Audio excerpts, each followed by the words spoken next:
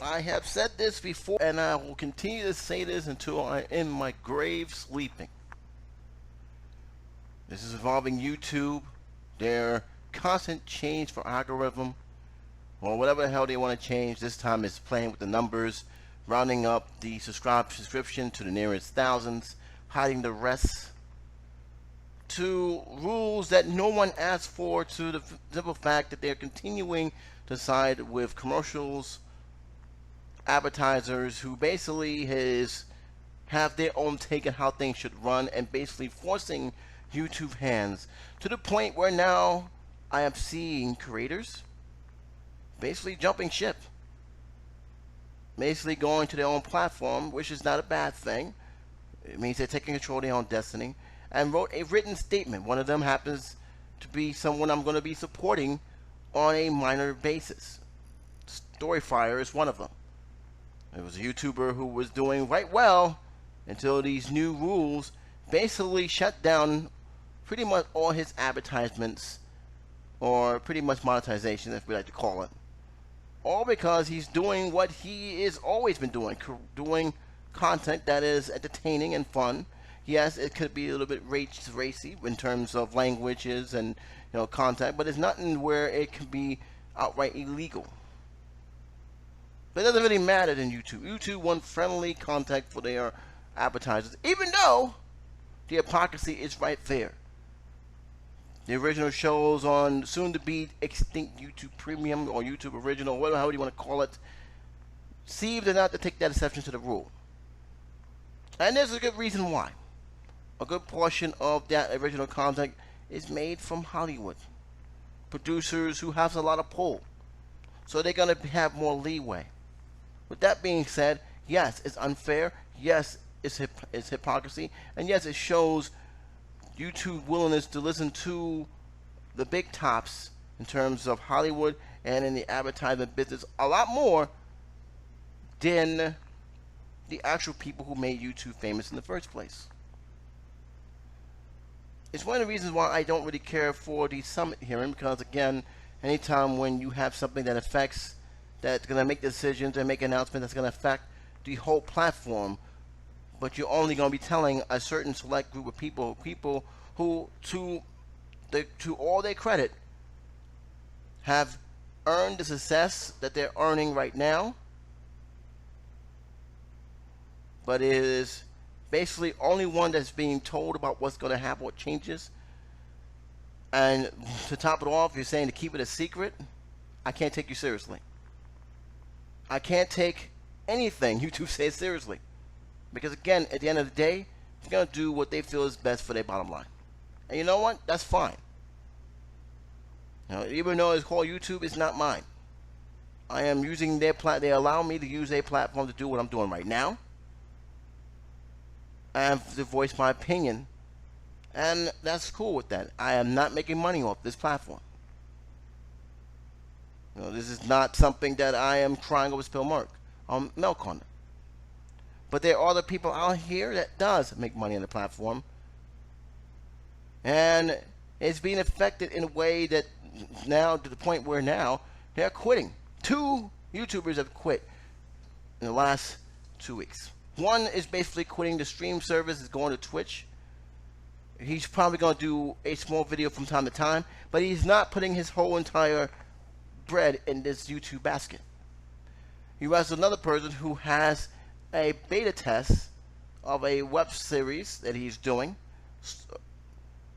Storyfire, and he broke down everything that is humanly wrong with YouTube. How they are basically penalizing him for doing exactly what he has done, and has been done for years. So there is a lot of nonsense going on. The fact that you can't even contact YouTube to address these issues is another problem. YouTube got what we like to call the phantom scenario, where they have lists of troubleshooters that they expect you to go in, but it doesn't really address the main meat of the problem. Unless you go to Twitter, and hopefully someone from Twitter actually responds to you. This is not a proper business practices, and it has been a problem for years. But this is why. This is the main reason why. You cannot rely on someone else to make money when in terms of this business. You're at the mercy of something that you do not have any control over. Google, YouTube, they have control of this platform. You don't. No matter how good you are, no matter how much content you have done over the years, they have control, and you're at the mercy of what they do, and they can change the rules at any given time to benefit pretty much them. I'm pretty sure that if they can get away with it, they don't have to pay us anything for our contents. They barely pay the high rollers much as it is right now. Unless you're a PewDiePie or have 1 million subscribers and a lot more layaway, then it's fine. Not mad at that. But even they're not safe. So I have to stress it again. If you got something that's good and you build on it, start vendoring outside of YouTube and look for other resources outside of YouTube that you, the main content providers, have strong control over. Don't depend on YouTube. Don't depend on Google. Don't depend on anything that you are banking on. They're not there for you. I'm sorry to say this. YouTube will never be on your side. They will be on the side of those who keeps the lights going on a daily basis. It's a sad reality, but that's how it is. Now you got 2 YouTubers are leaving. I'm pretty sure if there was a legitimate competitor to YouTube, which they don't have. They don't have a monopoly because you still have Dailymotion. You got Vizmo. You got other platforms that are out there, but some of them don't cater the same way that YouTube does. Dailymotion is the closest we got as a competition, but who goes to Dailymotion? Who watches Dailymotion videos? If anything, most of the Dailymotion videos are just pretty much pushed over from YouTube.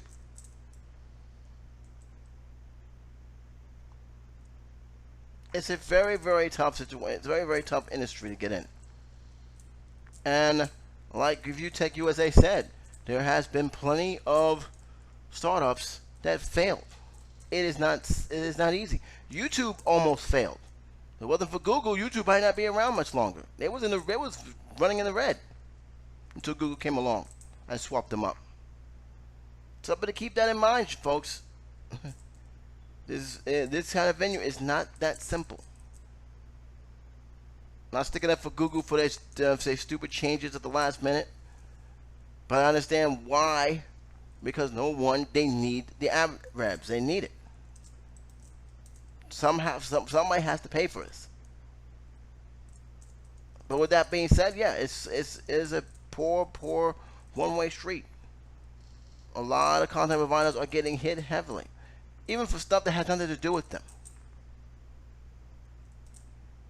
But that's one of the reasons why, when you're getting this, when you're on that pedestal, and you have that kind of pull, and you're making that much money in revenue, you might want to slowly transition out of the YouTube phase and come up with your own ideas and a way that you yourself have control of the narrative. Not YouTube, not Google, no one else but you. One person already do it. I wish him the best of luck. I will be supporting him. But I understand it's not easy. But he's taking the initiative, and he's already said he's seen the rewards, and that's great. God bless him. That's wonderful. He has done what he said he's going to do, and he's encouraging people to join him. I'm going to be there as support. See how that works out. If it doesn't work out, no laws, no foul. But he made the step. That's what you're going to have to do. Make the step. Because YouTube ain't going to do it for you. They're not going to assist you for it. They don't see most of YouTube as a liable asset. That's just how it is. That's a business perspective. They don't. And you have to make yourself known that, hey, look, I'm more than just a YouTuber. This is what I can do. And by the way, I'm out. If need be. So that's what's going on with YouTube, folks. There's too many changes. People are getting frustrated, and they decided to take their business elsewhere. And if YouTube's not careful, I'm gonna say this: it just takes one. If Blimp TV was here, I guarantee a good portion of those YouTubers would have been in Blimp TV. It would have blown Blimp TV up more. Let they don't. The last thing you want to see is competition actually giving you a run for your money, because you're gonna be in trouble. A lot of YouTubers out there that's basically saying, hey, you know, enough is enough, and just waiting for that one major platform to rival you. And it can happen. If someone wants to invest heavily on it, it can happen. Especially when they know they can do well on it, it can happen. With that being said, welcome to the Entertainment Roundup. I'm J77. I thought I'd start out with that topic because it is a big topic. I am, after all, a YouTuber, and I see fellow YouTubers mad, distraught, upset with that situation. Can't say I blame them. YouTube has done it again. I'm not going to sit here. At this point, doesn't matter what it is, just know they done it again. Is it major? Not really. But is it something frustrating? Absolutely. But there are other stories I want to talk about. I will probably continue this as a single one because I like to see what's going to happen in response to these video makers leaving the platform. These are not, cookie cutter video makers. They are actually well-known, well-loved producers. So this is something that's going to be done. And in case you're wondering who they are, one of them happens to be Tipster. Now, Tipster has not fully left the site. He's actually going to be just streaming on their site, and I can't really blame them because, let's be honest, the streaming service they did had, for reasons I do not understand, they got rid of it. That's one of the reasons why me and my partner in crime, Joshkin, cannot do a live podcast of J&J Mondays. It's right now in limbo because they got rid of the Google Hangouts. It's still around, but not in the same way that we have used it. I don't even know why they even got rid of it. It was one of their better projects they have done. I understand Google Plus was horrible and no one actually missed it, but no, I have never heard not one complaint about Google Hangouts. They should have just kept it. I do not understand why they did it. I really don't. I'm not going to get into it any further. Needed to say, me and Joshkin is actually looking for other options. Hopefully, if you guys know any options of streaming, please let us know in the comment section. I would love that you're able to try. Well, like I said, Google Hangout was a good alternative. I do not understand why they got rid of it. Here's something that I do understand why this move was made. Shaquille O'Neal. Never thought I had put his name on my lips ever again. But Shaquille O'Neal is now part of Papa John's. He is what they consider to be a chairman of the Papa John's. He has been featured in commercials, basically saying he's happy to be here, and he is basically seen in this commercial shaking hands with employees, saying better recipes and everything else. And my initial feeling is good strategy move for Papa John's in terms of their peer relations, because they need all the help they can get. They really do. I'm not even going to question it, because if you guys have heard the news, in case you haven't, heard the news, in case you guys have not followed the news of Papa John's has not been very nice to minorities. A lot of this had to do with the owner, which I believe has been ousted. I think he still has a share. But needless to say, the effects of what this man have done, the words and comments he have said, some of the questionable ingredients that was in the pizza have led to the decline in Papa John's, where two of them have been closed in areas that are vastly minority. No one that I know of would even dare go into Papa John and support them because of one owner. Now, I do have an article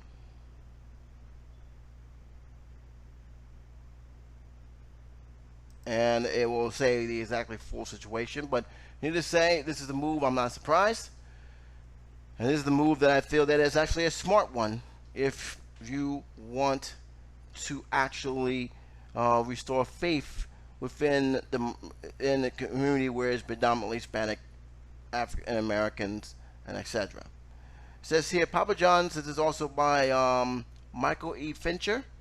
Here's the article here. The place is the Undefeated. This is one of the articles that's done. This is backed up by two other articles, though I choose to do this one. It says Papa John's has a new face, NBA Hall of Famer Shaquille O'Neal.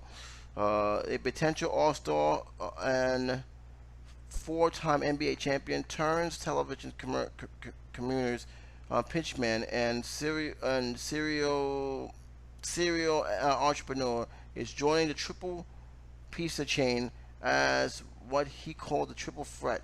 Its first African American board member and board ambassador as part owner of the Nine franchise.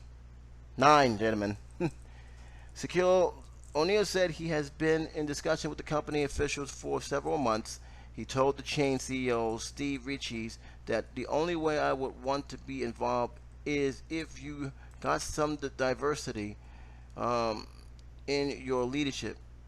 O'Neal told the Undefeated, he said, I will take you up on that. This is something the owner. Not long afterwards, Shaquille got a call asking to join the board of the nation's third largest pizza delivery chain. I said, how about the triple threat? And Neil recalled, board members, I want to invest in stores to show you that I'm serious, and of course I will be the ambassador to that brand. So a very smart move from Shaquille O'Neal's part. I mean, let me just go and say that right off the bat. I like the fact that he said what he said. I like the fact that he has basically said, hey, look, only way I'm going to be involved in this is if there is diversity. That is not, I'm not just going to be a puppet. He's serious about it. He does have chains. I heard one of them is in Atlanta. And that is a smart business move, but it also shows that, hey, I'm not going to be here just to be a face. Just to say, hey, look, all that stuff that happened in the past, because there was some very, very big stuff. A lot of YouTubers covered it. A lot of media cover it. There is a lot of problems that Papa John has faced, and it led to decline in confidence in Papa John's. I wouldn't go back to Papa John's. I used to went there one time, and after the incident, I said, no, I'm not going to put my money in there. If this is how he feels about me, about other African Americans, about people of different nationalities, then why the hell would I going to support a business like that? And it turns out I wasn't the only one, because like I said, in my neighborhood, or where I used to live at, two Papa John's, which was actually very popular, lost business overnight. They have closed down there. Some of them, one became a Spanish restaurant, the other one still haven't found a new renter yet. And this is, and it explains right here. Here it is. The Shaquille O'Neal involvement was announced Friday as a critical step in Papa John's effort to rehabilitate its image after back-to-back racial controversy that crippled sales, depressed its stock prices, and eventually upended its leadership. It says here also in the article, it said the turmoil was ignited by the company's founder, John Shutter, who was also the company's chief executive board chairman and the smiling pitchman known in the television commercials as Papa John's. In the late 2017, Shutter causes a stir when he blamed the slump of Papa John's sales on what he saw was mishandling of NFL players protesting by the league, which has nothing to do with the fact that other stuff is going on. But like I said, when it comes to your poor management decisions, you don't sometimes want to look at what you're doing. You want to look at everybody else's problem, then point the finger on them. His objections, while widely shared, was backed not just by the people who felt uneasy about the players' protest policies, bluntly and racially igniting during the national anthem. It also drew support from white nationalists and and and and vile racists who named Papa John their official pizza. Not exactly a good look. Not exactly a good look at all. Then last summer, the company was rocked after it was reported that he used the N word in a conference call during a training session. Shutter said he had used the word not as a slur but as a to illustrate a point. No, no, no, no, no, no, no, no, just no. When I found out about that, I just said like this: no, no professional executive of any kind, anywhere, uses that word. Even if they felt it's true, professionalism must always be at the forefront, front and center. You don't use any words that can become pretty much an uncomfortable vice or just basically disrespectful to anyone. Doesn't matter what race they are, no matter what color they are, what nationality they are. You don't use that word. There are certain words you don't use in any business sense at all, any business environment at all. To illustrate a point. What point were you trying to illustrate? You couldn't use any other word to put that point in? Seriously? That's your best you got. It says here, nonetheless, he quickly disappeared from the chain television commercials and promotional material as the company attempted to distance itself from the founder. Before long, Charlotte was out as CEO and board chairman too, although he remains a company's single largest shareholder. So he still has some pull in the business, but not as much as he is, and it's probably a good thing. All of that stuff was uncalled for and unacceptable, and it can't happen. Shaquille said, adding that the fact is they have new leadership made him comfortable with being involved with the chain. As the board member, Shaquille O'Neal, said that he hopes to help foster a more inclusive culture and chain corporate offices where they were also reported of sexual harassment and otherwise toxic work culture. And the article is a good article, by the way. Let me just get right straight to the point. Very well written. Got to get this guy credit. I may be looking for more of his work. And this article, good professionalism here. A lot of the articles sometimes I don't mention because, again, you got to question how they write, especially when you use slurs, not racial slurs, but basically curse words. You can easily tell that that's not a professional writer, and I try to stay away from that. I want professional people if I'm going to cite them as their work. That's one of the rules I always have when I come to looking at this.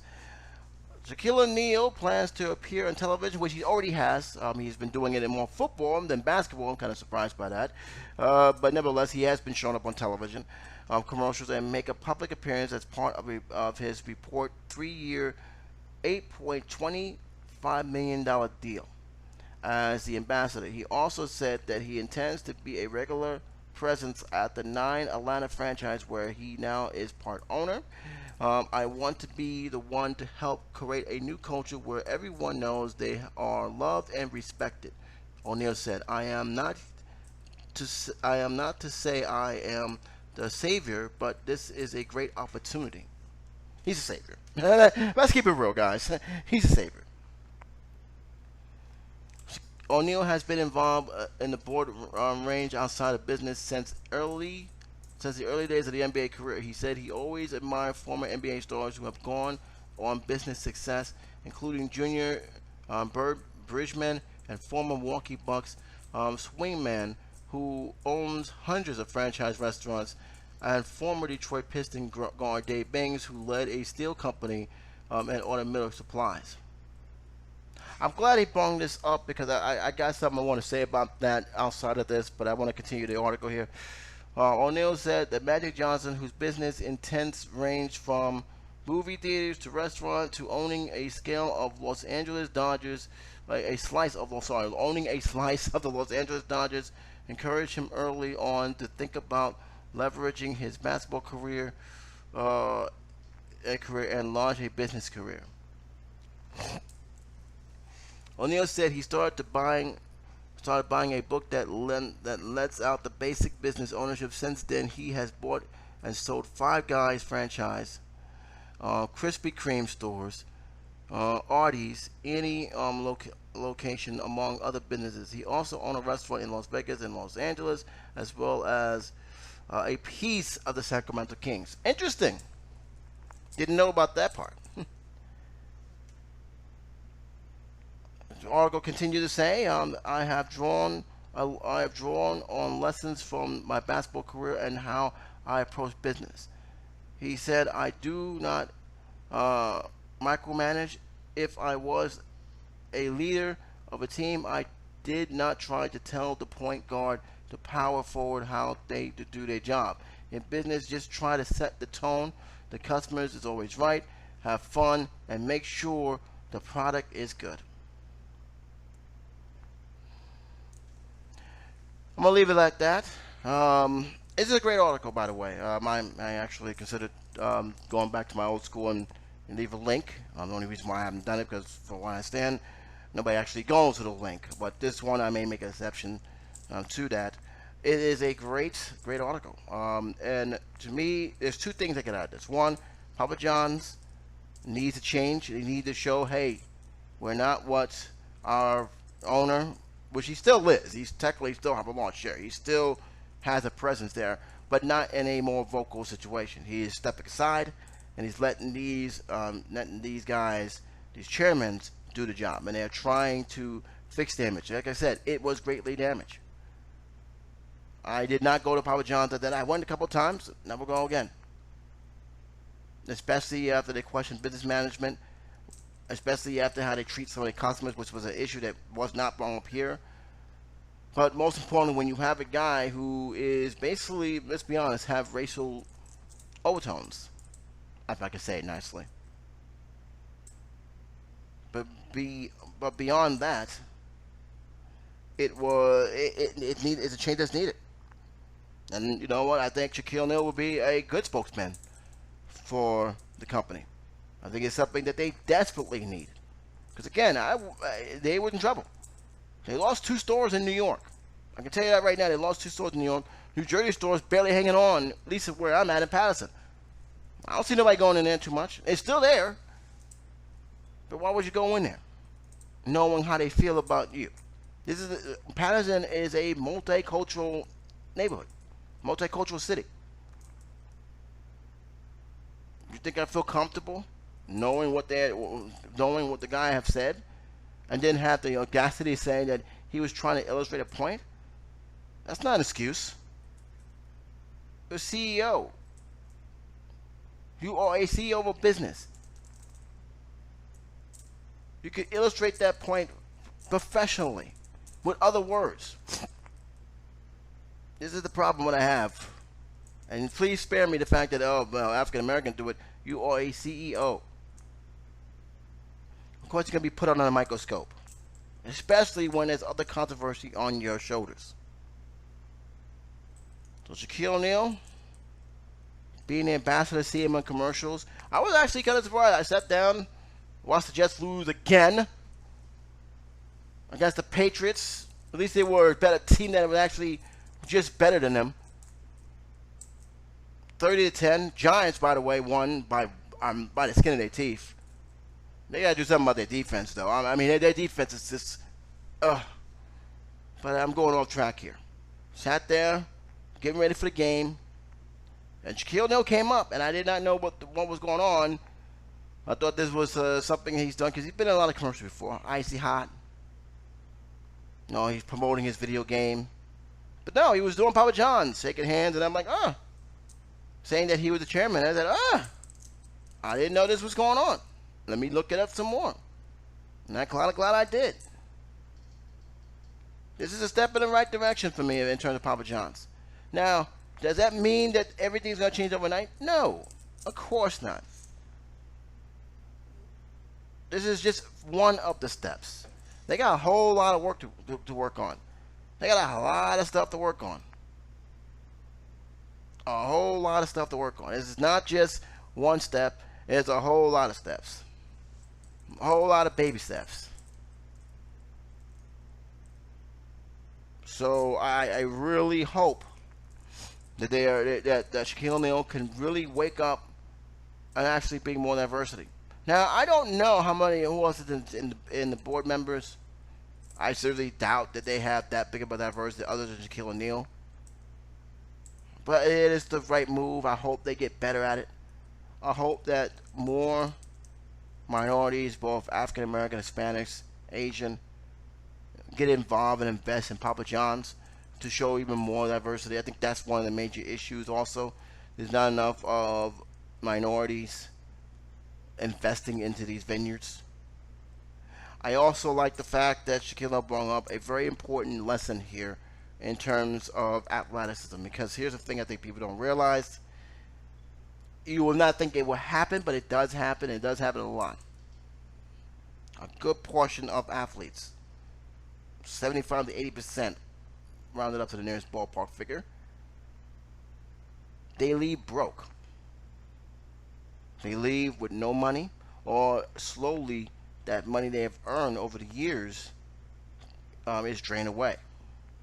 Whether it's from hard partying, taxes, whatever. A lot of these athletes who are not broke are smart enough and wise enough to invest outside the sport. I say, like, I can't stress this enough. Hey, look, Magic Johnson is a perfect example of this. Johnson, as you all know, has retired prematurely due to the fact that he had contracted HIV. He did not, sunk down in depression. He did something about it, took care of himself, and started venturing out in other areas. Magic Johnson movie theater is right there in Harlem. He has other venues. On Piece of Dodgers. He's doing quite well for himself. There are other athletes who are business tech savvy. Also invest in stuff outside of their prime profession. Hell, you even have rappers who are venuing outside of their profession, of their comfort zone, if you want to say. And there's a reason for this. Some of these guys know that their careers may not last forever, and they're going to need another next egg to fall back on when that happens, if that ever happens. Now, baseball careers don't last forever. They have to retire, or they're not being signed. That money flow no longer exists. So where they got to get the money from? Keep in mind, a lot of these ball players, which whether you agree or disagree, is really not up for discussion. They live very high maintenance lifestyle. If they retire, will that lifestyle continues, or that lifestyle that they have lived with for many years start to drain their cash flow little by little? If there's no money coming in and coming out, sooner or later that money will be gone. I've seen it happen to even one of the best athletes. Came in with millions of dollars, hundreds of million dollars. Then 10, 15 years later, after they retire, they're broke. Just dead broke. Movie stars. You never think that they will actually go broke. You never actually think that they will be in ruins. It happens a lot. More with movie stars than anything else. Live that lavish lifestyle, but once the films and movies dry up, that's it. Next thing you know, the money ain't coming in, the roles not coming in what they used to. They're not getting paid what they used to. Now all of a sudden you're hearing stories of them living in trailers or working, jobs that you never thought they were working. There's nothing to be ashamed of. It is what it is. But this is the thing that happens. And so, investing in other venues, investing in other, dabbling in other professions, often needed. It's high with actors and actresses as well as professional athletes. It's very, very high.